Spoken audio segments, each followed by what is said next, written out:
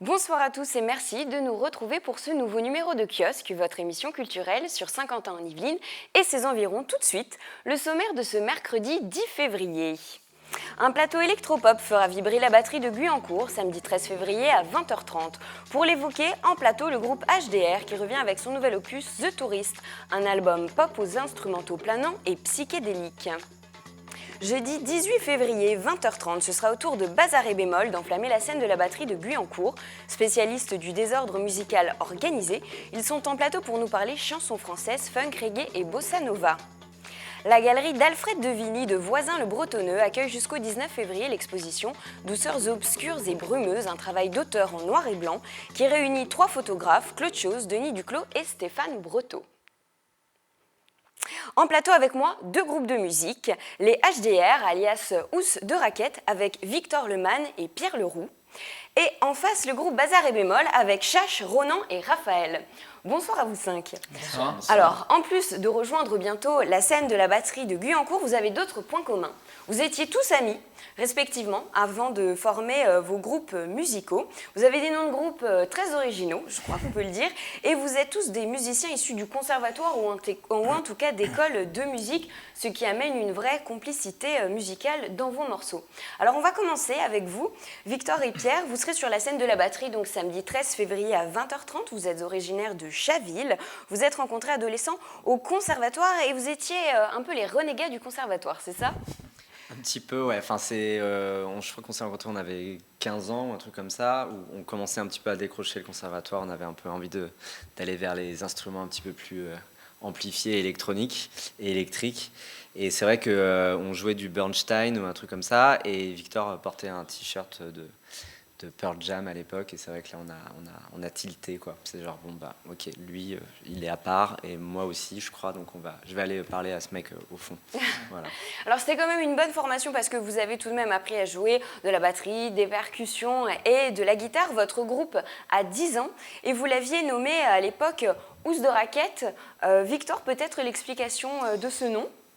C'est un nom très spécial, mais ça prouve aussi que on n'avait aucun plan de carrière quand on a fait quand on avait ce groupe. C'est-à-dire que c'est vraiment de la vraie spontanéité et de la vraie honnêteté.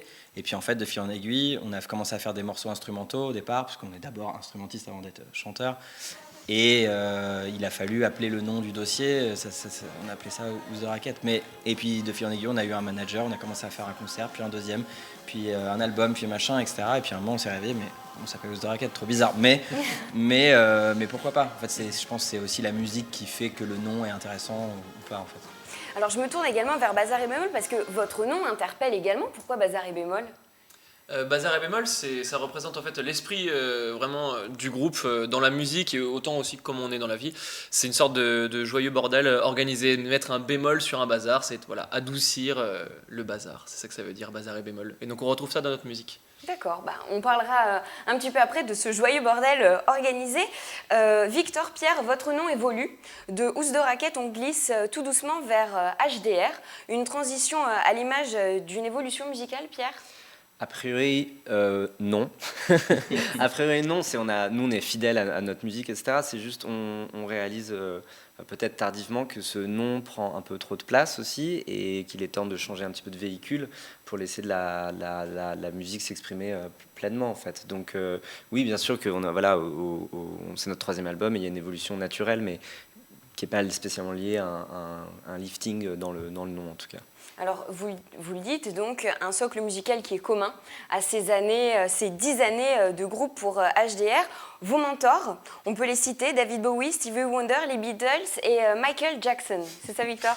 C'est ça. Au début, on était vraiment autour de la musique funk, black, c'est vraiment Stevie Wonder, Earth, Wind & Fire, etc. Ça, c'était vraiment les débuts, et puis après en fait on est arrivé vers David Bowie parce qu'il a autant arrosé la musique très très froide, limite minimale allemande, à un truc très très black. Donc David Bowie c'est peut-être la personne et ses 1000 carrières qui nous a le plus... Vous lui reconnaissez vraiment ce talent de se réinventer à chaque album, c'est ça ? C'est un truc qui nous inspire beaucoup. Lui il va encore plus loin parce que c'est le look, c'est limite son nom de personnage à chaque fois. Donc peut-être David Bowie, même c'est pas parce qu'il est mort récemment, mais c'est un vrai truc nous a portés. Alors, le grand public vous a découvert en 2008 avec Oye. Depuis, vous avez sorti 2 albums et après 2 ans de tournée mondiale, vous revenez en France avec un 3e album, The Tourist. On écoute tout de suite un extrait. I am a tourist. I drink alcohol. I wait for a twist. I'm the fool on the hill. I am a tourist. I sit on the stairs. I am a tourist. Broken glass everywhere. Gravity always wins, they say. But it doesn't matter to me anyway. Alors cet album est sorti le 30 octobre dernier, il est disponible sur toutes les plateformes de musique et ce sont justement ces 2 années de tournée mondiale qui vous ont particulièrement inspiré pour cet album, c'est ça Pierre ? Absolument, et aussi le fait d'être rentré après 2 ans de tournée en ayant été au Japon, en Colombie, aux États-Unis, etc. Et donc d'être quand même assez nomade pendant 2 ans et subitement de rentrer chez soi et d'être justement très sédentaire et de regarder par la fenêtre puisque voilà, le clip qu'on vient de voir a été tourné au-dessus de mon appartement, donc face au Sacré-Cœur où j'ai emménagé à la suite de cette tournée. Et il y avait vraiment tout un paradoxe où d'un seul coup, on devenait nous, les touristes de notre propre quartier. On avait juste à regarder par la fenêtre, voir les gens du monde entier venir en fait dans notre vie à nous en fait. Donc ça, c'était un peu le point de départ, un peu de ce disque, quoi. Il y avait un peu un blues aussi lié au fait de revenir à la maison et de se dire genre bon, qu'est-ce qui se passe maintenant ?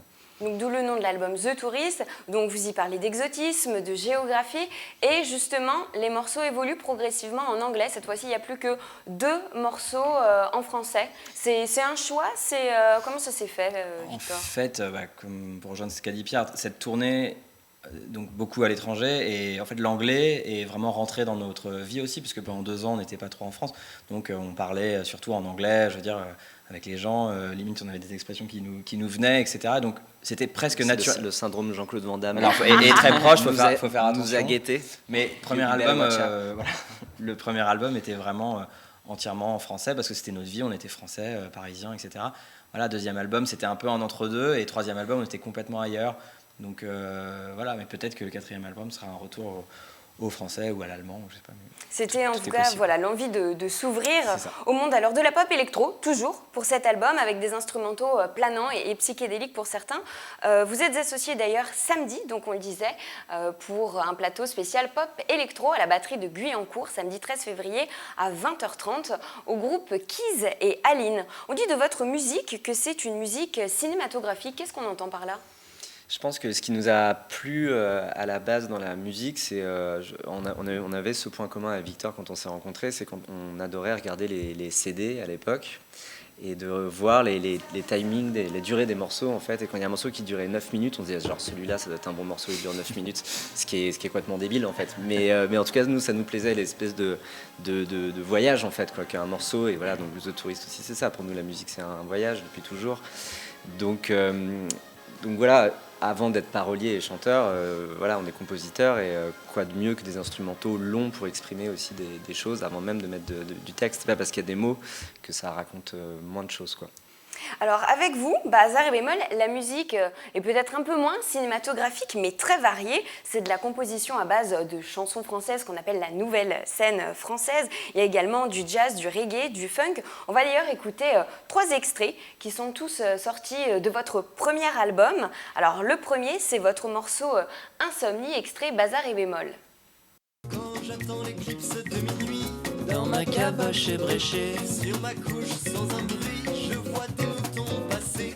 Ils me chantent des berceuses, des musiques de mon enfance, mais rien n'y fait ma penseuse. Crois que c'est l'heure de la danse. Donc vous avez avant produit 2 EP, là c'est votre premier album intitulé Le fruit du bazar, sorti en juin 2015, un opus de 13 titres disponibles. Alors physiquement, on peut le retrouver en magasin et également sur toutes les plateformes musicales. Alors un 2e titre maintenant autochtone. Cette pincée de sol, cadeau rudimentaire,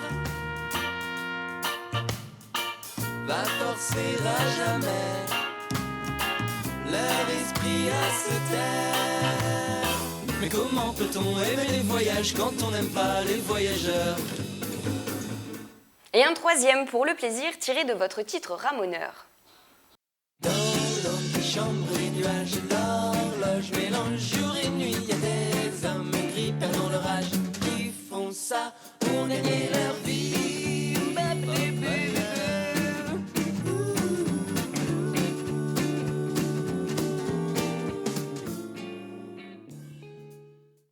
Alors on l'a entendu, vraiment 3 extraits très dansants, mais pas forcément tout à fait sur les mêmes sonorités. Pourquoi ne pas avoir voulu s'inscrire dans un style de musique particulier, Chash?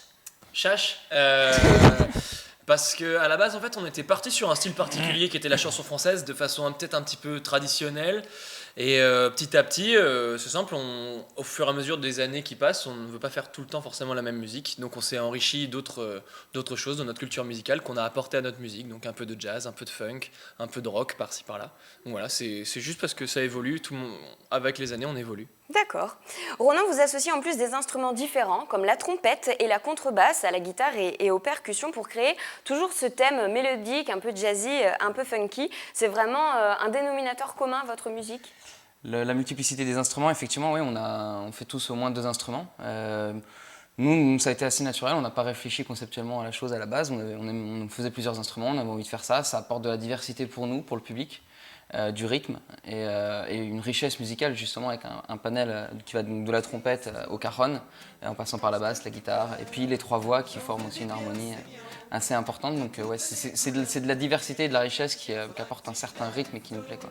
Raphaël, d'ailleurs, cette richesse musicale, on la retrouve aussi bien dans vos morceaux que sur les jeux de sonorité dans votre texte. Tout à fait, alors les textes, on les met aussi beaucoup en avant, même si la musique est très importante. Et on aime beaucoup justement qu'au-delà du fond, que la forme aussi soit assez belle. Donc voilà, on s'inspire des plus grands comme Brassens pour ça. Brassens, les Ogres de Barbac, un éventail d'inspiration. Vous serez donc sur la scène de la batterie jeudi 18 février 20h30 pour un plateau de chansons françaises dynamiques et festifs. Alors on pourra d'ailleurs vous retrouver également le 13 février à Marcq du côté d'Eubaine, le 14 février à Villiers-le-Mahieu, le 18 donc à la batterie de Guyancourt et le 20 février à la Bellevilloise. Vous êtes des routiers des concerts, vous avez déjà à votre actif plus de 350 dates et vous avez l'habitude de partir chaque été 2 mois sur les routes pour sillonner festivals, concerts et spectacles de rue. C'est un moment privilégié pour les rencontres, Chash? Pour les rencontres, c'est nous une bonne façon de tester les chansons. Souvent, on fait donc sur notre tournée, fait plutôt juin à septembre, on va dire à peu près sur les routes. Et donc ce sont une tournée où on présente les chansons habituelles et on en profite parfois pour jouer un petit peu dans la rue entre les concerts qui sont programmés pour tester des nouvelles chansons et puis voir l'accueil qu'on a auprès du public. Donc ouais, ça nous permet de rencontrer notre public de cette façon-là, d'une façon un peu de biais par rapport aux concerts plus classiques. C'est aussi un moment assez intense, on est donc tous les 3 ensemble et on crée aussi beaucoup plus, on met en place plus de chansons. Ça nourrit vos influences aussi? Forcément, d'une certaine manière, puisque c'est quand même 2-3 mois dans l'année et que ça fait partie de la vie, donc forcément ça nourrit. Après, c'est pas le moment où on écrit le plus, c'est le moment où en plus on met en place, où on travaille ensemble en fait. Voilà, c'est un moment un peu important et qui existe, il est vrai, depuis la création du groupe et qu'on continue chaque année. C'est quelque chose auquel vous tenez particulièrement, Raphaël, d'ailleurs, parce que vous avez démarré par l'école de la rue, l'école du métro. C'est une école particulièrement formatrice, vous trouvez? Oui, complètement, justement, comme il disait, ça permet de tester les morceaux devant un public qui n'est pas du tout conquis d'avance. Donc voilà, on a pu jouer beaucoup comme ça et sélectionner un peu les meilleurs morceaux, les meilleures transitions. Et puis ça nous a permis aussi de rencontrer toutes sortes de professionnels aussi qui passent dans le métro comme tout un chacun, de trouver des dates de concert, un réalisateur de clips, etc. Et puis de faire du public pour nos concerts. C'est donc une bonne école. Alors, tout autre spectacle, je vous propose maintenant une conférence humoristique. Le spectacle Basic Einstein, ce sera vendredi 12 février à 20h30 à l'espace Albert Camus de Maurepas. Un voyage plein d'humour à travers la physique, l'astronomie et la philosophie. 10 places sont offertes. Retrouvez toutes les informations sur le site de TVFil 78. Tout de suite, un extrait de Basic Einstein. Eh bien, c'est ça que nous allons faire ensemble aujourd'hui. Nous allons faire un grand voyage dans l'immensité du temps pour rejoindre l'univers, l'homme et l'atome. 15 millions de degrés, je sais pas si vous imaginez. Ça veut dire que là-bas, quand tu veux te faire des œufs durs, eh ben le temps de les pondre, t'as déjà un poulet rôti. Quand de la science, tu voudras parler, si tu t'y prends comme un manche, tu pourras te brosser. Merci à vous 5 d'avoir répondu à notre invitation et je rappelle que l'on pourra retrouver HDR en concert à la batterie de Guyancourt samedi 13 février à 20h30 et leur album également The Tourist sur toutes les plateformes musicales. Et pour Bazaar et Bémol, ce sera le jeudi 18 février à 20h30, toujours à la batterie de Guyancourt et également votre album, le fruit du bazar, physiquement, donc en magasin et sur les plateformes musicales. On parle photographie maintenant, avec une exposition monochrome présentée par la galerie d'Alfred de Vigny de Voisins-le-Bretonneux jusqu'au 19 février. Une exposition intitulée Douceurs obscures et brumeuses qui réunit 3 photographes, Claude Chose, Stéphane Breteau et Denis Duclos. Apparue à la fin des années 1860, la photo couleur est aujourd'hui la plus répandue dans le 8e art. Le monochrome continue néanmoins de séduire les photographes qui trouvent dans ce style une manière d'aller à l'essentiel de l'expression de leur art, à l'image de Stéphane Breteau, qui par le noir et blanc illustre le ressenti d'un renoncement au travers de son exposition The End. Le noir et blanc apporte une neutralité que je trouvais intéressante et également une sorte d'intemporalité. Le noir et blanc fait partie de l'histoire de la photographie. Et on est même une singularité par rapport au cinéma, par exemple. Ça apporte un trait d'union entre, je crois, le ressenti que peuvent partager tous les hommes sur Terre, à la fois dans leur universalité, mais également dans l'intemporalité. Le noir et blanc permet de mettre en valeur les formes et l'éclairage du sujet d'un cliché. Cet effet de contraste est souvent associé au jeu de brouillard, à la manière de Brassailles ou encore comme le propose Claude Chose, qui nous fait visiter les jardins du château de Versailles avec sa série « Manière de montrer les jardins de Versailles ». La couleur n'aurait pas apporté grand-chose et je voulais que les gens se concentrent sur le sujet plus que sur la couleur. La couleur souvent fait perdre l'intérêt du sujet, donc parce qu'il y a de belles couleurs, etc. etc. J'ai souhaité que le brouillard m'apporte ce côté cotonneux qui amène aussi les regardants, je dirais, à un peu à imaginer ce qu'il en est. La galerie d'Alfred de Vigny réunit jusqu'au 19 février le travail d'auteur en noir et blanc de Stéphane Breteau, Claude Chose et Denis Duclos avec sa série graphique In Memoriam, représentant un système supposé ordonné qui a perdu le contact avec la raison humaine, témoignage du mémorial de l'Holocauste à Berlin. Et place au cinéma maintenant, tout de suite vos réactions sur les nouveautés à l'affiche cette semaine au micro de Camille Lambert. Moi, je sors de là enchantée. Voilà, j'ai bien ri en tous les cas. Et puis j'ai ma deuxième qui est enceinte, alors c'est vraiment, j'ai l'impression de vivre l'histoire. Non, c'est très très sympa, très bien joué. Bon, moi je trouve que c'est quand même un peu lourd, mais il y a vraiment des passages où on rit. Le scénario est pas super, il n'y a pas d'effet de surprise, il y a pas... C'est attendu quoi. Il était bien, il a respecté toutes ses promesses et ouais, franchement à revoir. C'était vraiment génial, c'était du Deadpool tout craché, mais vraiment des blagues à gogo, c'était génial. C'est bien, il y a plein d'humour, moi j'ai bien aimé, ça change. Et cette semaine, c'est Marilyn Pou du cinéma Les Yeux d'Elsa de Saint-Cyr-l'École qui nous donne son coup de cœur de professionnel. Le coup de cœur des Yeux d'Elsa, c'est Carole de Todd Haynes, qu'on va jouer la semaine du 10 et du 17 février en version française et en version originale sous-titrée. C'est le film donc, qui était à Cannes et qui a eu le prix d'interprétation féminine pour Rooney Mara et que Cate Blanchett aurait mérité également, tant elle est sublime dans ce film. C'est l'histoire d'une rencontre amoureuse donc, entre Thérèse, qui est une jeune employée dans un magasin, et Carole, qui est une bourgeoise, qui est en plein divorce. Donc une rencontre a priori qui ne devrait pas arriver. Et ce film est vraiment somptueux, tant au niveau de la mise en scène que de l'image. On est dans les années 50, donc c'est un mélo, mais vraiment un mélo flamboyant. On est plus dans l'imagination amoureuse que la passion elle-même. Et on est vraiment dans la tête de l'héroïne qui est en pleine admiration donc, devant Carole, un personnage donc, joué avec Cate Blanchett tout en maîtrise, presque en artificialité, mais vraiment très très très juste. Et l'image de ce film est sublime. C'est un film qui nous parle donc de l'imagination amoureuse et aussi du poids de l'intolérance sur nos vies. I will not negotiate anymore. I want it. And I will not deny it. Would you?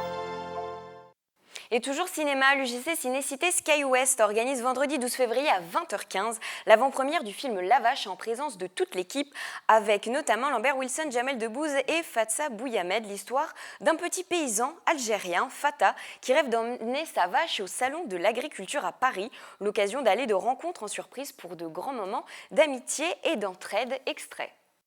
Vous avez fait une demande de participation au salon de l'agriculture. Je vais te mettre de la crème.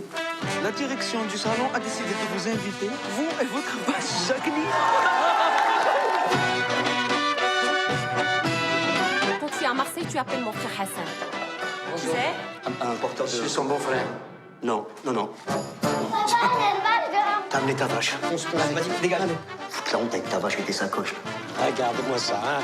Vandaliste. Vient de nous rejoindre en plateau Marie-Sylvia Manuel, bonsoir. Bonsoir Sephora. Vous êtes comédienne et vous intervenez régulièrement pour l'association Lecture et Dialogue. Oui, c'est une vieille copine, l'association Lecture et Dialogue, parce qu'elle est née depuis 1975, C'est ça, elle a plus de 40 ans. Plus de 40 ans.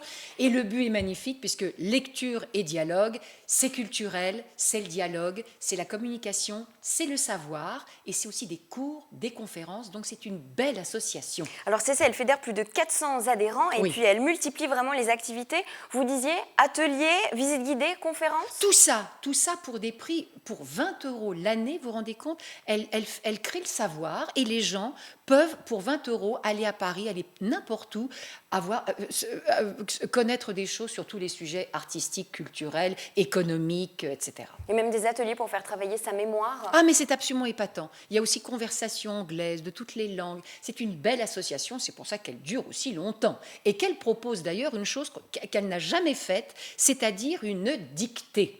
Alors là, vous me direz, c'est un petit peu masochiste, parce que quand même, les dictées, c'est horriblement difficile. Hein. Mais il se trouve que ce samedi 13 février... À 14h. À 14h, dans les Yvelines, donc au Château de Plaisir plus particulièrement, au théâtre Robert Manuel, qui est à Plaisir. En plus, le théâtre est bien nommé, parce que c'est le nom de mon père, vous vous rendez compte. Alors, hein, c'est un très, très, très joli lieu. Eh bien, il va y avoir une dictée qui est réservée pour tout le monde. Alors, voyez-vous, vous pouvez être étudiant, tous les âges, ça coûte 8 €, c'est gratuit pour les lycéens, et donc, il faut s'inscrire. Si on n'est pas encore inscrit, on vient à 13h30 et vous subissez le texte qui a été concocté par un grammairien distingué qui s'appelle M. Luc Benz. Alors, moi, à quoi je sers là-dedans? Je vais vous dire, je vais dicter. Voyez-vous, je vais dicter. Et puis après, pendant la correction faite par les professeurs, je vais servir de bouche-trou. Parce qu'avec Marc Goldfeder au piano, eh bien, nous allons faire 30 minutes de chansons, de textes du spectacle que nous faisons sur Paris actuellement. Voilà. Alors pourquoi avoir souhaité justement investir le monde de la dictée, cette nouvelle mission pour l'association Lecture et Dialogue? Eh bien écoutez, je crois qu'il n'avait jamais fait ça, et comme Lecture et Dialogue adore les mots, il faut bien le dire, et que c'est une langue vivante. Vivante ne veut pas dire facile, au contraire, elle a des mystères, elle a plein de choses encore très particulières et pas faciles du tout. Donc c'est un petit peu, non pas un travail d'archéologie, mais d'archéologie vivante, afin que l'on dise mieux les mots et que le sens d'un mot éclate encore plus, je crois. C'est peser les bons mots, je crois.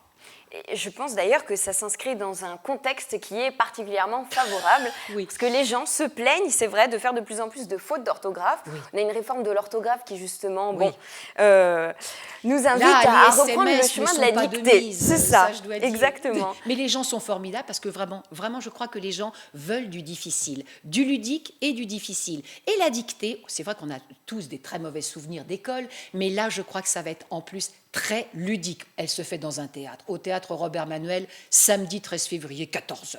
Donc vraiment, plus de raison pour ne pas rejoindre la dictée, samedi 13 février à 14h, au théâtre Robert Manuel du Château de Plaisir, en présence de Marie-Sylvia. Et entre autres, de toute l'équipe de Lecture et Dialogue, l'association. Merci beaucoup d'avoir répondu à notre invitation. Merci Sephora. Et tout de suite, quelques dates culturelles pour votre week-end. Jeudi 11 février, 19h30 et vendredi 12 février, 20h30 à la Meurice de Trappes. Adepte des textes de Pierre Desproges, le metteur en scène Michel Didim puise dans son fameux Manuel du savoir à l'usage des rustres et des malpolis pour nous offrir un spectacle irrésistible et jubilatoire. Vendredi 12 février à 20h30, rendez-vous à la ferme de Bel et Bas de Guyancourt pour 2 solos de danse réunis dans un concentré de finesse, de sensibilité et d'intensité, conjuguant le geste minimaliste à une virtuosité extrême. Et enfin, samedi 13 février à 21h, venez assister au concert de la Grande Sophie au Prisme d'Elancourt. L'une des filles du rock français les plus à l'aise en scène saura vous entraîner sur des rythmes rock, pop, avec des textes à un brin mélancolique. Et c'est la fin du kiosque pour cette semaine, émission à voir et à revoir sur notre site internet. Merci de nous avoir suivis et on se quitte en musique sur un morceau de la Grande Sophie. Très bonne soirée à tous.